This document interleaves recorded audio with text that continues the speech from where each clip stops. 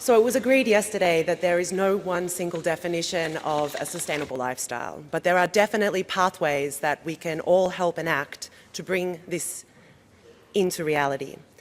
It was agreed that there needs to be systems redesign, that we need to engage more of our youth and young people. We need to activate more of the citizens who are responsible for the actions that reinforce unsustainability. And of course, we need social innovation and the promotion of well-being.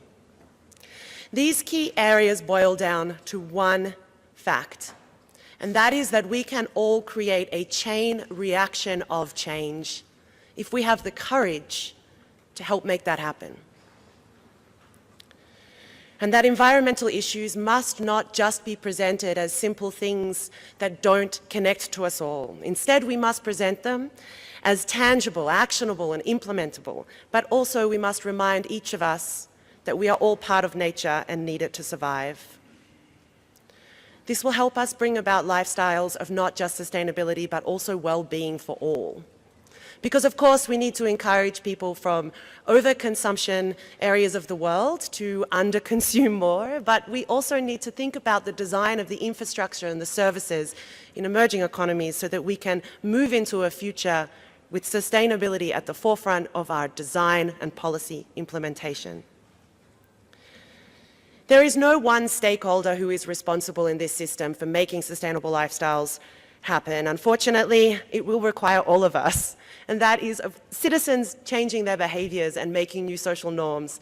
That is industries having the capacity to design for the circular economy, and governments making sure that we open the pathways so that sustainability becomes a normal part of all of our lives. Innovative solutions must also be based on increasing values and be dedicated to creating overall positive social and environmental change, and not just allowing technology to measure success on the economic benefits, but also the global benefits that we will all gain if we help to conserve the natural systems that sustain us all.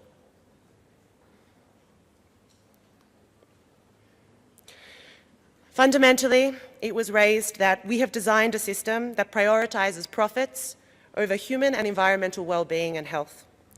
And that as long as we continue to externalize the environmental impacts of our actions and disconnect our consumption choices from the destruction and inequitable use of all of the other species that we share this planet with, we will continue to perpetuate this problem. And for me personally, I would just say that no one should wait for their children to be responsible for solving the problems that they created. Thank you.